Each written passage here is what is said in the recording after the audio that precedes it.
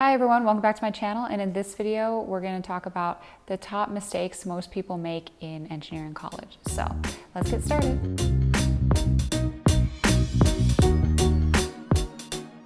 In this video I basically wanted to address the common mistakes that I see most students make, especially myself. So if you are going to go and major in engineering, specifically computer engineering or electrical engineering, to watch out for these little things and try not to make these same mistakes. So with that, I'm just gonna get to it. The very first thing is not going to a community college for the first 2 years or going to a in-state college. Let's say you want to get your engineering degree, whether you graduated high school or you've been graduated for a while, it doesn't matter, and you decided that you wanted to go out of state to get your degree. Well, that's a huge mistake. Do not do that, because not only are you having to pack up and move all your stuff, but you also are paying full tuition, out-of-state tuition, and that could be double the amount that in-state students pay.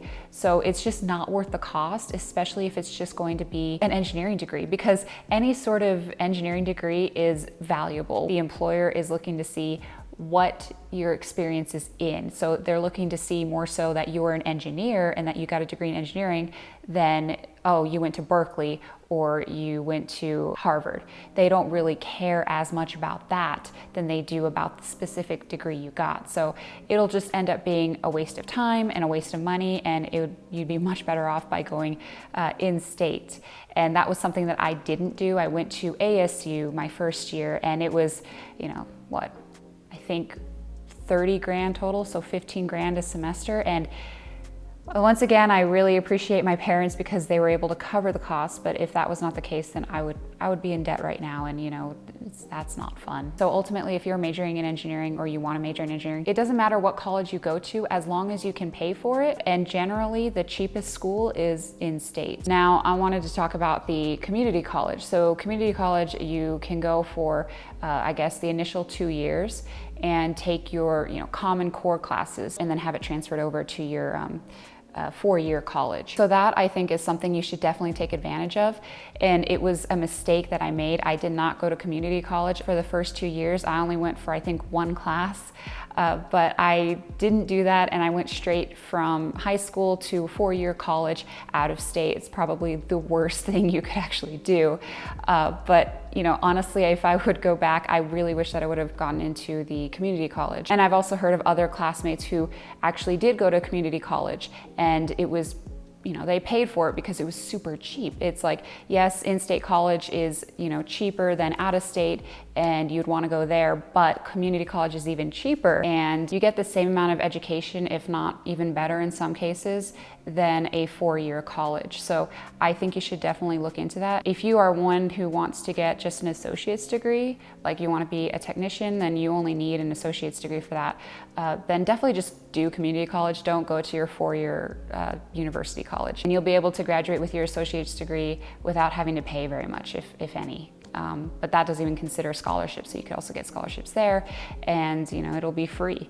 So honestly, if that's like a huge mistake that I've seen others made, and that was something that I made, but yeah, just keep that in mind if you decide to go to college. The next thing I usually see, which is among my classmates, this is something that I've seen a handful of them do, not all of them. There was one time where we had a exam at 7:30 in the morning. So when we showed up, I was, getting my papers ready and looking over my notes right before the test started, waiting for the professor. And then I look up to see one of my classmates holding I think a Red Bull or some sort of energy drink. And he was talking to one of his buddies, and they were, I think, maybe 2 rows down from me.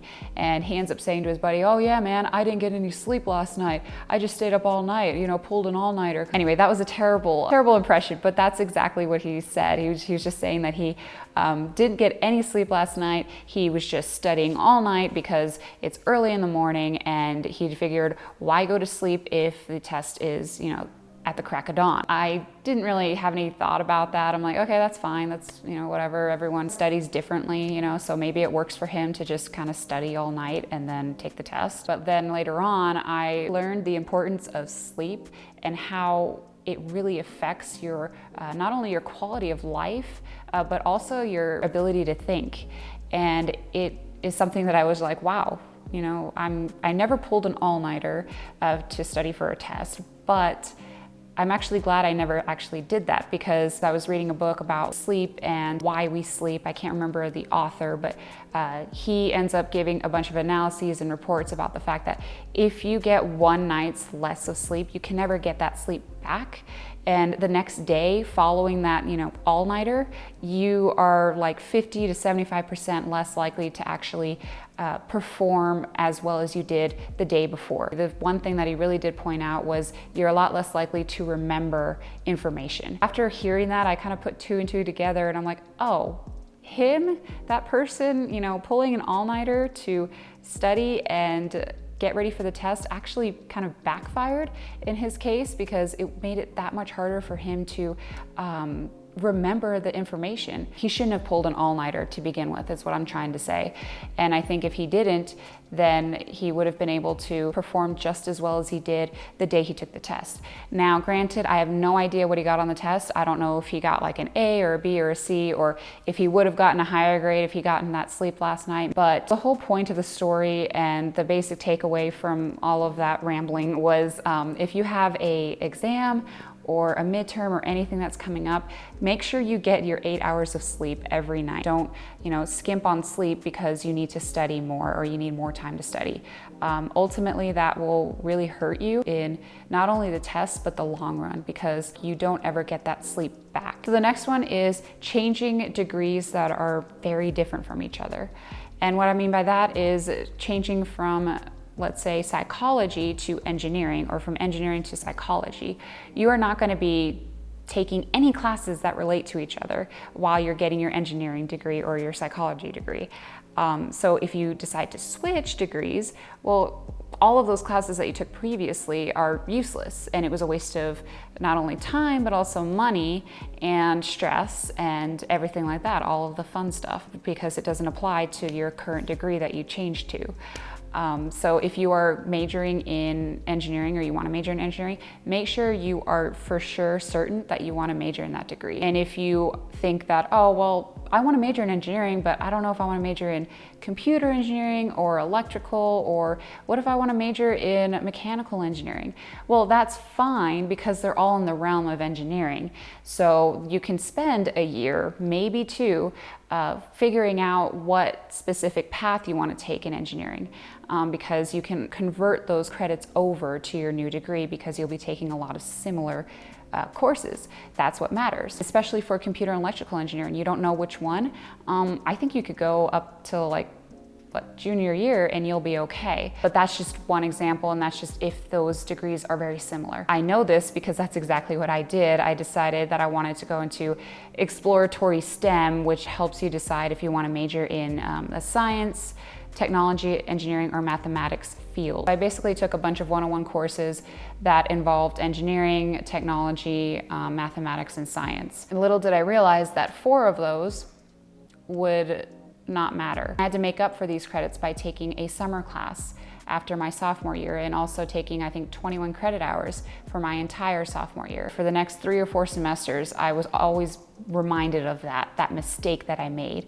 And I just couldn't stand it, and I started to resent it. And I'm like really pissed at my old self, like, why would you even do that? It ended up being a lot of stress and pain and a lot of sacrifice that wasn't even necessary if I had just decided from the get-go, hey, I want to major in computer engineering, and just stick to that. But no, I was really indecisive, and that's something that I think you should definitely focus on, is that once you start majoring in a degree, don't change. Just stick with that degree. Even if you hate it, stick with it and get that degree, so that way you'll at least have the degree to utilize and to get a job. And ultimately, that's the whole point of, you know, going to college, is to get the degree to get a good paying job. So you got to just stick with it. The only case where I think it wouldn't be necessary is if it's a degree that you wouldn't even get paid anything. Like you'd get paid minimum wage or a little bit above minimum wage, then switch, because it's not worth it. It's not worth the extra 2-3 years that you need to go through to get that degree. But make sure you do your research on that as well. That's just my opinion. Others may think otherwise, so just keep that in mind. I'd say the last mistake that I've seen is not getting a scholarship. So you want to get a scholarship whenever you get the chance. Apply to any scholarships you can. I only got, I think, 2 or 3 scholarships, but I could have gotten more, and I didn't. So that was one mistake that I had made. And yes, I didn't have to really pay for my college, but it would have been nice to have those scholarships so my parents didn't have to, and I would have been able to have gotten a free ride. For example, one mistake that I made, I missed on a very great scholarship opportunity. New Mexico at the time offered a scholarship called the Lottery Scholarship. And what that is if you decide to go straight from high school to in-state college, then you will get a full ride. They will pay for all of your tuition for the next 4 years. So that was a great scholarship. Problem is, after high school, I went out of state to ASU and I lost the scholarship because I didn't go straight from high school to the in-state college. And I just missed out, and it really bugs me because it would have been a free ride, and I ended up coming back anyway to finish my degree. And it's just, that's another thing that just really irks me. So if your state offers like a similar scholarship like that, or any other scholarships that you find that are right up your alley, then take it and apply to it. And yes, there are thousands and thousands of scholarships, which could make it like very overwhelming to decide which ones to apply to, which ones are not worth it, which ones will be a waste of time. But at the same time, you can also think of it as, if I put 1 hour into applying to as many scholarships as I can, and I end up getting one and that pays me, let's say, $5,000, then I technically got $5,000 for that hour of work I put in. So it's actually a nice way to think about it, especially if you need the money.